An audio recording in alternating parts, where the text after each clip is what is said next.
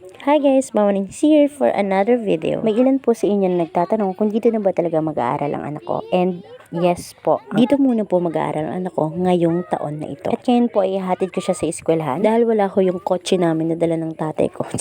Kaya ngayon po ay maglalakad kami. Nakakatuwa lang na parang bumabalik ulit sa alaala ko nung mga bata pa rin kami. Na naglalakad rin lang kami noon kasi hindi naman talaga uso ang sakay noon. Unlike ngayon, kahit anong lapit ay talagang nagsasakay pa at may mga service ang mga bata. Higit sa lahat, hinahatid pa ng magulang. Naaalala ko kasi noon, walang mga magulang na naghahatid sa amin noon.